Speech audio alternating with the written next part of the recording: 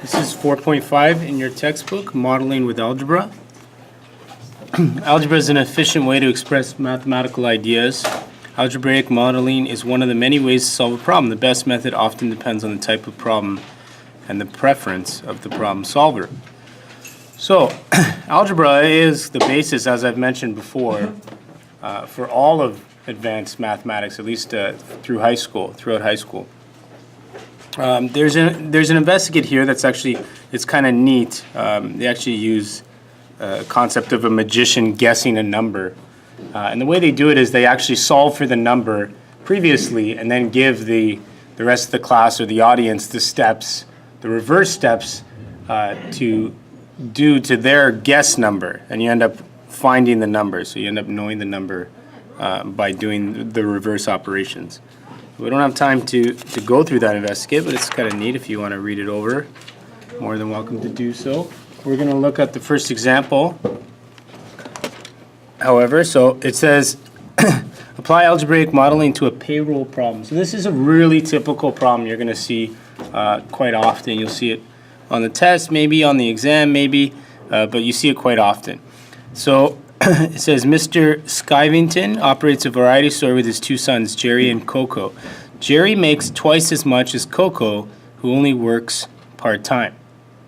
Mr. Skivington makes 200 more per week, more than Jerry. All right, so we have to, and then it says the total weekly payroll is $14.50. Well, how much does each family member earn per week? So we need to assign each family member a variable of how much they earn. So we've kind of already seen this in similar examples previously. So what we do is we start with Coco because that person makes the least amount, and we assign him the variable K. So K represents Coco's amount of money that he would make in a week. Next, we work with Jerry, who we're told makes twice as much as Coco, so we know Jerry's going to make 2K. Why would we not assign the variable J for Jerry? Max, what do you think? Because it's twice as much, it's not a different variable, it's just times 2 of the original of how much Coco makes. You're right, yeah, that's exactly right. But why? Like, you know, we could still call it J. You're right, it is 2K, but Michael? Because it's not Jerry's earnings, it's Coco's earnings. No, it's definitely Jerry's earnings. No, but K represents, it's not twice Jerry's earnings, it's twice Coco's. No, but why not just J? Why not say J is what Jerry makes? Tyler? Because K is unknown, so we can't use J if we don't know what K is. Well, they're both unknown, K and J. Yeah. Because we're trying to solve for one variable? Yeah, we're trying to solve for one variable. So if we introduce another variable, J, we're not going to be able to solve the equation. That's why. That's why we have to find everybody else's earnings in reference to how much Coco makes. You guys understand that? I could say J for Jerry, but then what would I have to say for Coco? Adam? J over 2. Yeah, or at 1/2 J. Because Coco makes half of Jerry then, okay? It's obviously less confusing to go with Coco as K, Jerry is 2K. Mr. Skivington, it tells us, makes 200 more than Jerry. So again, we're going to put 2K plus 200, not J plus 200. Because again, we're trying to keep one variable. Okay, and we know all of those equal 1450. So that's this equation here. K plus 2K plus 2K plus 200 is equal to 1450. Any questions about how this equation was derived? Everyone's clear on that? Okay, so once that's done, that's the hard part. Now we just gather like terms and solve for K. So we have K, 2K, and 2K. That's 5K. We have the 200 that we want to move to the other side. So that becomes 1450 minus 200. Divide by 5 and solve for K. So K, we know Coco makes 250. How much does Jerry make? Yeah, Alvin? 500. 500, right? And how much does Mr. Skivington make? Yeah, who? 700. 700, good. Okay, and we can do a mental math here and add them up. So we got 950 plus 500 is going to be equal to 1450. Any questions? All right. Example 2.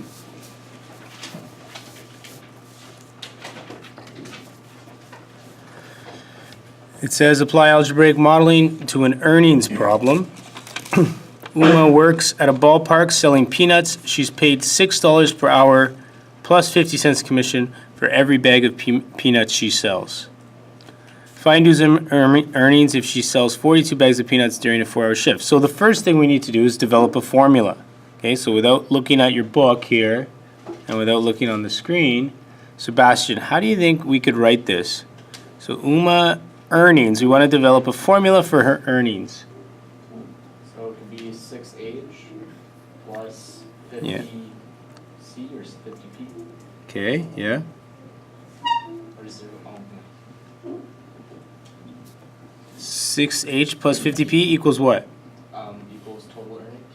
Okay, so T or E, earnings, right? Okay, so I have a problem with this. Yeah, Sebastian. Instead of 50, put 0.5. Right. Because that's going to give her $50 for every bag of peanuts she sells, right? If 6 is, of course, dollars as well, right? So that's the only trick there is you need to make sure your units are the same. If we're talking $6 here, we need to talk 50 cents or $0.5 here. Okay? So that's exactly right. So that's what our equation is going to look like all the way down here. Okay? You can make a table like this or not. I don't think it's necessary.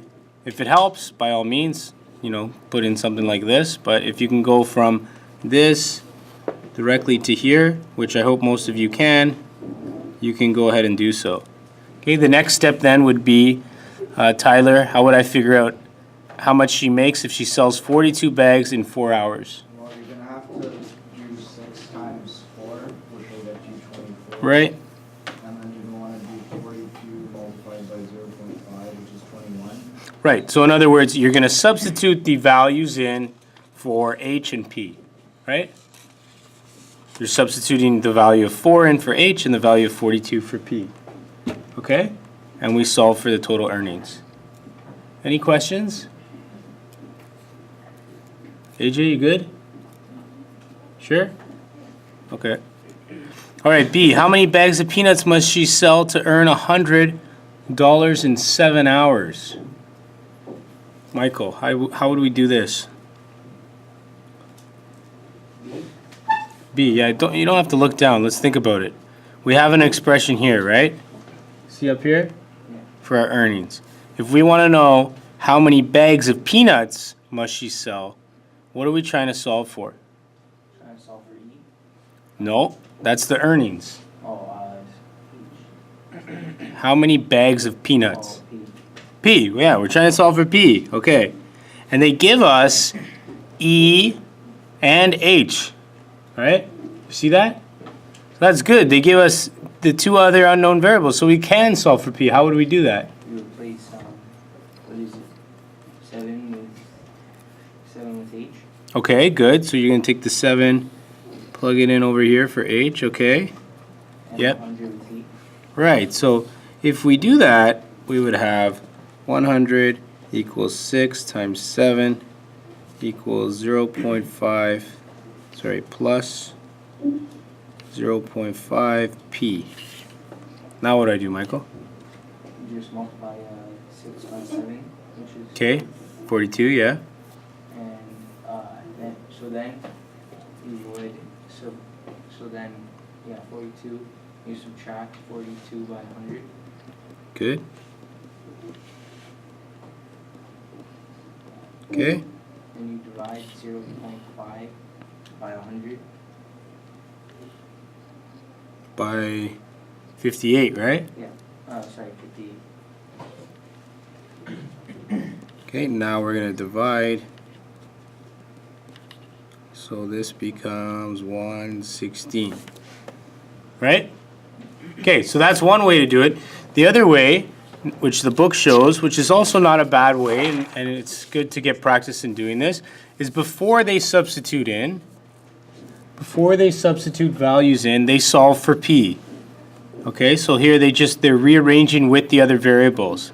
So do you see that? The first step is to move the 6 hours to the other side, and then you divide by 0.5. So you develop this equation, and you can plug in directly. This is not a bad idea. This is a good idea because if they then ask you multiple questions with a different amount of hours, right, and a different amount of earnings, you can quickly then solve for P by substituting E and H without having to rearrange anything else. You guys get that? And the other way they show here is once they get it to this point, rather than dividing by 0.5, they multiply both sides by 2 to get rid of the 0.5. 2 times 0.5 is 1. So this equation, some of you might prefer to work with. There's no fractions. Any questions? Yeah. So you do method 2 if you want to, if you don't want to work with decimals? Yeah, that's right. Decimals or fractions there. You should know how to do both though. All right, example number 3. It says compare algebraic modeling with other strategies. So Tan is designing a Japanese rock garden in the shape of a right triangle. So immediately when we hear right triangle, we should think of what? Yeah, someone else. Henry. Right angle. Yeah, well, right angle triangle, right angle, right? But more kind of math-related, Christian? Right, so immediately all of your brains should go from right angle triangle to Pythagorean Theorem, right, which we know is the a squared plus b squared equals c squared. Why? Because that is what helps us solve for variables in a right angle triangle. See, like 100% of the time, if they're going to mention right angle triangle, it's going to have to do with the Pythagorean Theorem in grade 9, okay? All right, so it's a right angle triangle so that the second shortest side is twice the length of the shortest side. So the shortest side, you're going to assign a variable. The second shortest side, so the other side that's not the hypotenuse, because we know the hypotenuse is the longest side, that side you're going to assign 2 times the variable you chose for the shortest side. Does that make sense? So that's why we have this triangle here, where we have x as the shortest side, 2x as the second side, and then h as our hypotenuse, which is unknown. And finally it says, what are the 3 side lengths of the Tan's garden to the nearest tenth? Very, very important. They told us the area is 30 meters squared. What's the area of a triangle, guys? I know this stuff now. It's, yeah. Base times height divided by 2. Right, so area of a triangle, we have to know this. So now we have our equation, we have our knowns, and we can solve for our unknown. Okay? What is the base of this triangle? Yes? 2x, right. So this goes in for B. What's the height of the triangle? Joseph? X, very good. Yes, this goes in for X. And what's area, Joseph? Area is 30 meters squared. Right, so there. So now, what's my new equation going to be?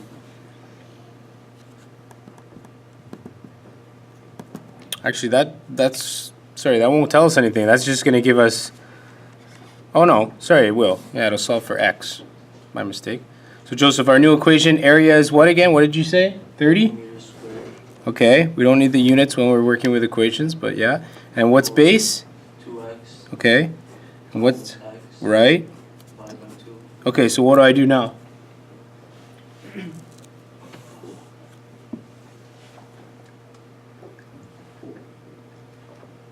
It's got to be simple now. You got to know this. Guys, like the back of your hand. Blesston. It'd be 2x squared divided by 2. Okay, sure. Now what? X squared, Yeah? 30 equals x squared. Okay, very good. The 2's divide, right? 30 equals x squared. Now what? Square root x squared. Good. Square root 30. Excellent. So x is equal to square root of 30. Tim, question? Joseph, you get it? Yeah. Yeah, you're good? AJ, question? Oh, no. All right, so what are my side lengths? Yeah. Oh, sorry, would we do the square root and make it like add an extra step, so it would be like x equals 5.4. Here? Yeah. You could, or you could leave it in exact form. Square root 30 is fine too. Can't reduce that, right? No. Yep. Christian? Isn't it 5.48? Yeah, so he just asked that question. Should I leave it like this or take the square root? And I said you can leave it like that if you want, as long as it's in lowest terms. All right, so the side lengths then are let's say 5.5 for this side. This side's gonna be, Max, 11, good. And the hypotenuse, Max, 16.5, how'd you get that? because 11 plus 5.5 equals Ooh. Careful. So you gotta know your Pythagorean theorem. Yeah, you kind of right. You're on the right track. It's not a plus b equals c though. It's a squared plus b squared equals c squared. You have to square, you have to do 5.5 times 5.5 and plus 11 times 11. Yeah. So Max, do you see this? It's not simply adding the two sides up. You have to square them, then add them, and then take the square root. Okay, Adam. 12.23. Yeah. 298. Right here. Yeah. Any questions there? Everyone's good with that one? All right. I think that's the last one. Yeah, they're just doing it with a software program. So quickly, the key concepts. Algebraic modeling is one method that can be used to describe mathematical situations and solve problems. Many problems can be solved using more than one method. All right. Any final questions for that section? Okay, that's